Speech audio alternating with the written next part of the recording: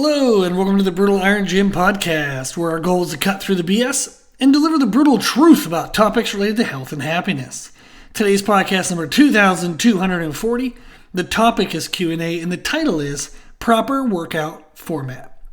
I have been posting workout summaries on our YouTube channel. They're currently my workouts, and I'll usually make them between 5 and 10 minutes. It's me standing there talking, explaining my thought process through the workout format, exercise selection, and exercise execution. And then paired with the video of me talking is videos of me performing the movements. I really like it. It's something I wish I would have had when I was 16, 17, 18, learning how to train, so I thought it would be fun to share that type of content. Thankfully, it does get pretty good engagement, and I do have people liking the videos and actually even asking questions. Recently, someone commented, her name is Gabby. She commented and liked one of the leg workouts that I had posted.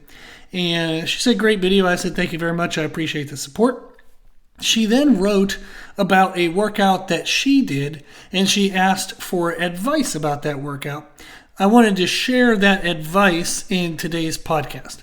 And as you can guess by the title, it was related to proper workout format. So I'm going to read what she wrote for me. There's going to be some numbers in here. Don't worry about trying to remember the numbers. Just follow along with the general concept. She wrote, what about after doing a 9-mile walk and run effort in 2 hours flat with a treadmill running pace fluctuating between 3.5 miles per hour and as high as 7.2 miles per hour, but averaging around 5.3 to 5.9 miles per hour for the 2 hours.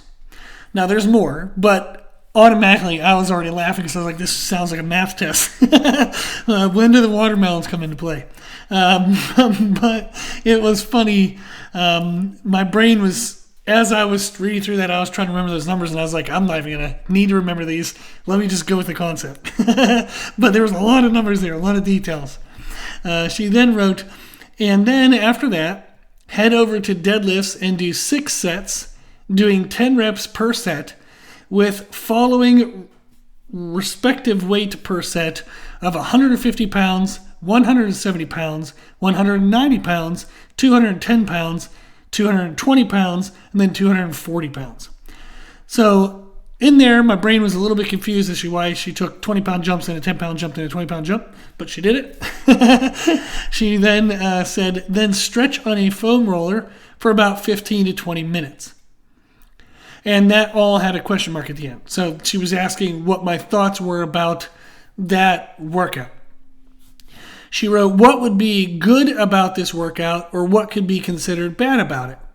P.S. I did this on a Saturday, thinking on Sunday I would go for an easy 20 to 25 mile bike ride. This would be about 1 hour and 45 minute effort. But hell no. DOMS set in, which is delayed onset muscle soreness, so her muscles were very sore. And the discomfort told my body, you need all of Sunday to recover. Any recommendations would be greatly appreciated. All the best. So first of all, very appreciative that she gave a crap what my opinion would be and that she was watching my videos. So thank you very much, Gabby. I appreciate it. Now, I'll read you my response, then I'm going to go into a little bit more detail. But my response on YouTube was, sounds like a challenging workout for sure. There are many training structure options that depend on the person's schedule and training outcome goals. But typically, long-duration cardiovascular training followed by weight training is not a commonly recommended sequence. Typically, it would be recommended to separate weight training and long-duration cardiovascular training, or if you did combine them within the same training session, long-duration cardiovascular training would be performed after weight training. A generally recommended format would be, number 1, movement prep and mobility. Number 2, explosive training, parentheses, if performed. Number 3 is weight training. And number 4 is endurance training, muscular endurance and or cardiovascular endurance. Her response was, awesome. I will follow these recommendations. Thank you so much and keep up the great videos. So great.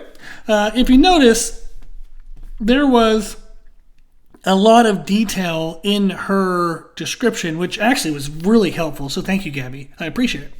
It was really helpful to see the attentiveness that she had to her details. And that let me know, okay, she is in the weeds. She's really paying attention to what she's doing. She's likely hyper-focusing on small details.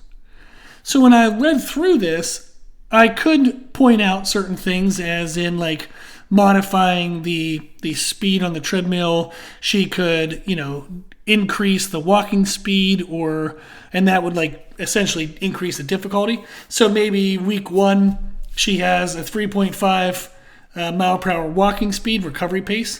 Maybe week 2, she bumps that to 3.7. Week 3 is 3.9. Week 4 is 4.1. She could progress up in her intensity in her recovery pacing and then keep her top pacing the same. That would be a way to improve performance. She could keep the walking recovery pace the same. She could then try to improve her peak performance or peak running speed. She could also just play around with the amount of time she spent in each section. So maybe she was doing, 3 minutes of the pace that she could manage and then 3 minutes recovery. Maybe eventually she can go to 4 and 2, something like that. So there is a lot of like in the weeds kind of details that can be given about the running component. For the weight training, understanding, okay, if I'm going to do 6 sets of 10, what percentage do I start? So I don't know what her 1 rep max is, but if she's doing 10 reps at 240 pounds as her 6th set, she's actually pretty damn strong. So that was very impressive. But she went from 150 range at the first weight up to 240. Likely the 150 was more cardio than it was actually muscular challenge, and probably the same for the 170. 190 definitely probably got into some muscle burn, but by then her lungs were probably mostly challenged. Doing 6 sets of 10 reps, she's going to run into mostly cardiovascular difficulties and definitely some muscle burning towards the end. But that's something you could play around with is, okay, do I start at 60% and work up to 85%? Do I start at 65 and work to 85? Do I start at 70 and work to 85? So she could play around with the range in which she's using for the weight loads for that deadlift component.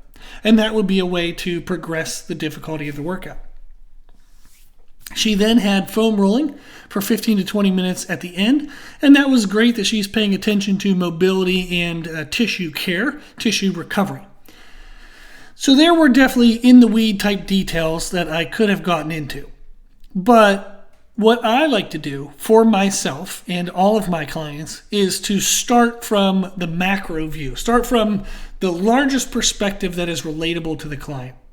And for her, a large perspective component was that her workout was actually out of order. She did endurance, cardiovascular endurance, then she did weight training, which would be, I'm sure there was some strength-ish component to it, but it was mostly muscular endurance and muscular building. She would have been doing in a sense, like high volume bodybuilding type training, and also like functional fitness, weighted resistance, muscular endurance type training. And then she did her tissue care. Those are all good components, but they're actually flip-flopped. It's actually in the reverse order of what allows for not necessarily optimal performance per element, but long-term better tissue care and long-term better performance progression. And what this means is if she does a bunch of running, so 2 hours of running, and then tries to do deadlifts, the 2 hours of running is going to extremely, extremely negatively impact her deadlift performance. But if she were to do the deadlifts and then the running, it doesn't have as much of a significant negative impact on the running. So if you flip-flop the two, each component gets to be a little bit better in combination of performance than the order she did it in combination of performance. So I'm going to give some random percentages just to illustrate my point, is running first and then deadlifting second. Running would be 100%, totally fresh, right? But then the deadlifting might only be 60% of her actual ability because she had ran first. So the combination is 160. So 100% of running and 60% of deadlifting. Whereas if she did the deadlifts first, she gets 100%. But then if she goes into running after the deadlifting, she still might be able to perform her running at like 80 or 90%. So the combination would be 180 to 190 rather than 160. So performing the order of the elements in the correct order has a profound impact not only on the performance of each individual component, but also our long-term progression in regards to how each component improves over time. The order of the workout can be optimized so each element is performed to its best if they're going to be combined, and each element can progress the best. Another component of consideration is safety. After running for 2 hours, she likely was going to have adductor tightness, hamstring tightness, and glute tightness. So then to go into deadlifts, which require optimal range of motion for the glutes, the hamstrings, and adductors, it increases the risk of injury during the deadlifts. So even if she was going to do the running and then the deadlifting, the foam rolling between the two would have been better, because that would have allowed the tissues that she's going to use for deadlifts to relax and loosen and become more available for proper mechanics in the deadlift. There are impactful, impactful impacts. Impact. There is an impact, there we go, in the order of what we do and how we perform in each element. So I want to go through today and give a quick way to remember proper workout format. For the younger generation, you're going to like this acronym. For the older generation, hopefully you are aware of what a meme is. So a meme is spelled M-E-M-E. A meme is a image on social media. It's often meant to be funny, but it's an image with some words over it, and people will post those on social media, and it's fun. They're either sharing a joke or a concept or sharing something from their life, but it's essentially an image with words over it. And it is a very popular term. If you actually don't know what a meme is, I'm surprised you're even listening to this podcast. Congratulations for finding the internet and for figuring out how to listen to podcasts on the internet. But the acronym MEME, M-E-M-E, is going to be a good way to remember proper workout format. And that would stand for mobility, explosiveness. Well, let's go with mobility, explosive, maximal, and then everything else. So M-E-M-E, mobility, explosive, maximal, everything else. The mobility is when you prep for the workout. So before we put weight on our body, before we ask our body to do aggressive, explosive, crazy things, we want to prepare the tissues. 99.9% of people are not going to come into the start of their workout with all tissues feeling equal and balanced in tightness and relaxedness, which isn't really a thing, but I'll explain that in a second. If we think of the muscles connecting to our joints, one of the ways I like to think of it is the strings to a puppet. If I tied some of the strings in knots and then tried to move the puppet would move weirdly, correct? However, if I lengthen all the strings and they're all the appropriate lengths they should be, they all can move freely, the puppet will move, correct?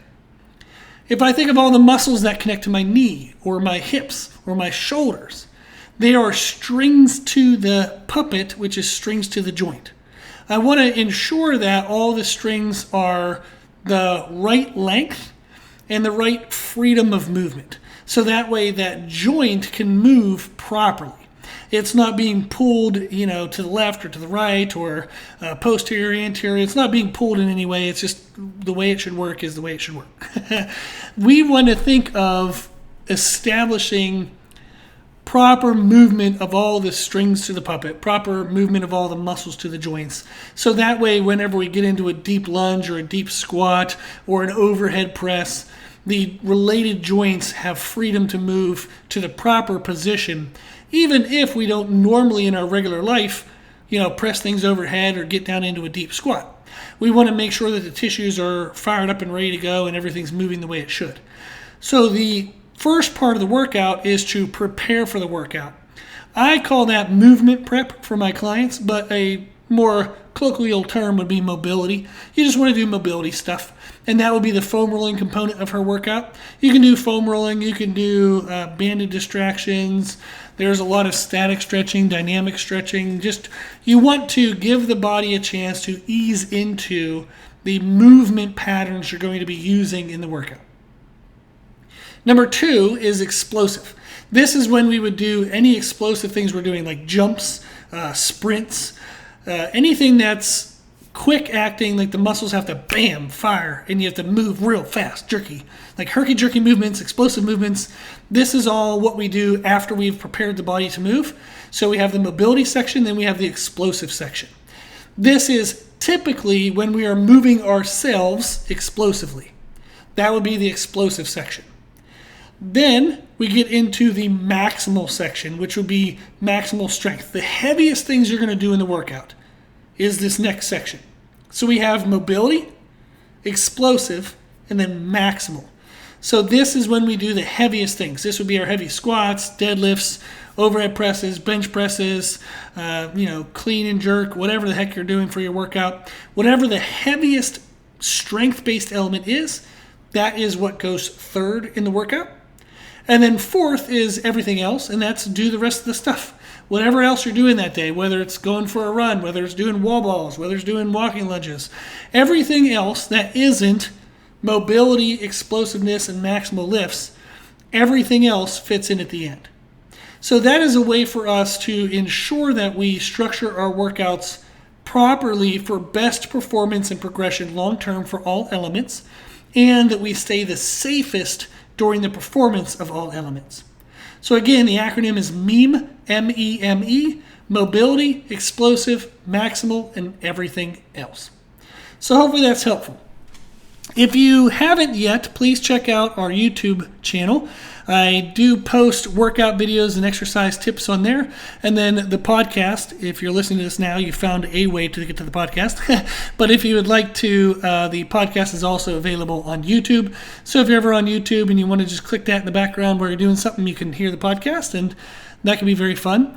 We also recently just posted a podcast of a trainers roundtable, which was myself with Lauren Rutan, Jared Karoff, and Bryce Carter, who are clients of mine, but they're also trainers themselves. And we discussed strength training. Pretty cool podcast, about an hour and a half. We talked about everything under the sun related to strength training, and if that is of interest to you, that is available on the YouTube if you haven't checked it out on the podcast platform you're on yet, but it would be in both locations. So make sure you check that out. If you have any questions, if you need anything, always let me know. My email is brutalirongym@gmail.com. If you're interested in any of our training services, you can learn about those on the website, www.brutalirongym.com. We have one-on-one coaching, group coaching, everything and anything, whatever you might need, it's on there. If you like the podcast, please share the podcast. The more people we share it with, the more people can help.